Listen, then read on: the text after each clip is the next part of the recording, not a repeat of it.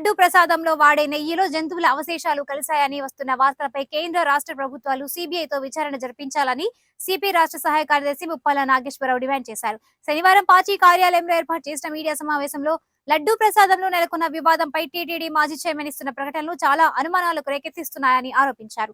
టీటీడీలో జరుగుతున్న ప్రతి అంశంలో ప్రస్తుత ప్రభుత్వం సమగ్రమైన దర్యాప్తు జరిపించి నిజ నిజాలను బయటకు తీసి హిందువుల మనోభావాలని కాపాడాలని కోరారు. ఈ సమావేశంలో పార్టీ జిల్లా కార్యదర్శి జంగాల అజయ్ కుమార్, నగర కార్యదర్శి మాల్యాద్రి హాజరయ్యారు. భారతదేశాన్ని తిరుపతి లడ్డు కలుషితం కావటం సంచలనం సృష్టిస్తుంది. అది హిందూ సమాజమే కాకుండా భారతదేశంలో ఉన్న ప్రతి మనిషి, వారు ఏ మతానికి చెందిన, తిరుపతి లడ్డులో జంతువుల కొవ్వును కలపటం, అలాంటి నెయ్యిని వాడటం అనేది ఒక జాతి ద్రోహమైనటువంటి చర్య. దీని మీద సిబిఐ విచారణ జరపాలని సిపిఐ డిమాండ్ చేస్తుంది. దీనికి దోషులని తేలిన వారు వైవి సుబ్బారెడ్డి గారైనా, కరుణాకర్ రెడ్డి గారైనా, ఈఓ ధర్మారెడ్డి గారైనా కఠినాతి కఠినమైనటువంటి శిక్షలు విధించాలి. ఇలాంటి దుశ్చర్యకి మరొకరు ఎవరూ పాల్పడకుండా చూడాలి. ఇందులో టీటీడీకి సంబంధించిన విజిలెన్స్ అధికారులు కానీ, ఇతర అధికారులు కానీ ఎవరు భాగస్వాములైనా వారందరినీ కూడా ఈ కఠినాతి కఠినమైన శిక్షకి విధించాలి. అలాగే సుప్రీంకోర్టు లాంటి ఒక అత్యున్నత న్యాయ వ్యవస్థ కూడా దీన్ని స్వచ్ఛందంగా టేకప్ చేసి, మనము చాలా క్లియర్గా మనం ఏం చెప్పామంటే, జంతువుల కొవ్వుతో కూడినటువంటి ఆహార పదార్థాలు ఉంది అని గుజరాత్ చెందిన నేషనల్ డైరీ డెవలప్మెంట్ సంబంధించినటువంటి అత్యున్నతమైన బోర్డు వెరిఫై చేసి ఇచ్చిన డాక్యుమెంట్ని సిఇఓ మీడియాకి చెప్పిన తర్వాత నా దగ్గర డాక్యుమెంట్ ఉండాల్సిన అవసరం లేదు. అందువల్ల మనం ఏం చెబుతున్నామంటే, మళ్ళా చెబుతున్నాను సాక్షి మిత్రుడికి,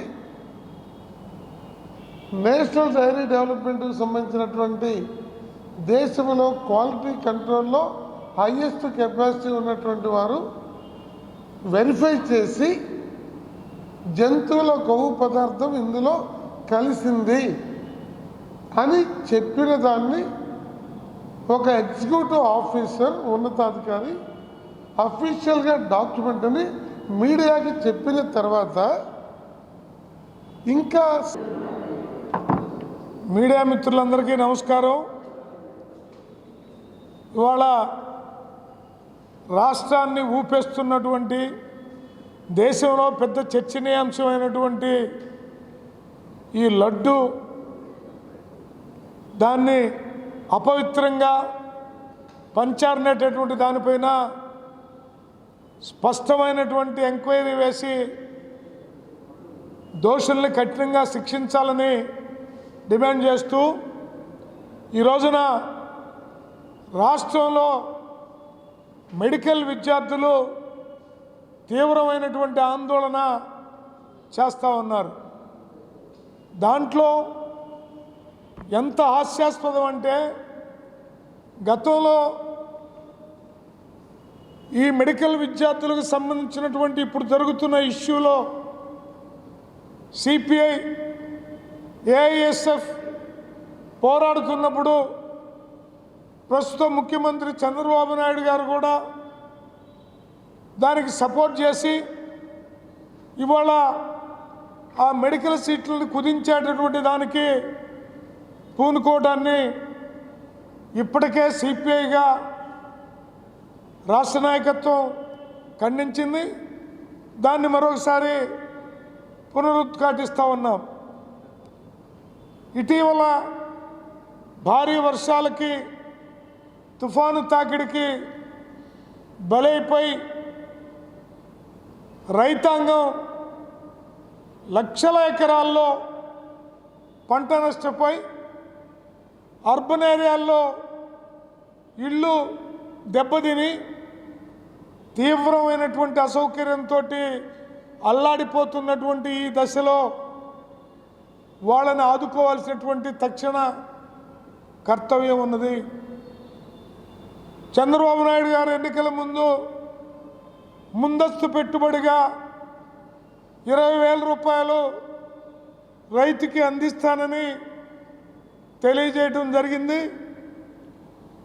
అలాగే ఇప్పుడు పంట దెబ్బతిన్న వాళ్ళకు కూడా నష్టపరిహారాన్ని అందిస్తానని తెలియజేసినప్పటికీ ఆ నష్టపరిహారం ఇప్పుడు జరిగినటువంటి ఈ దీంట్లో ముందస్తు పెట్టుబడిగా ఇస్తానన్న 20,000 ఎవరైతే భూమి మీద పంట వేశారో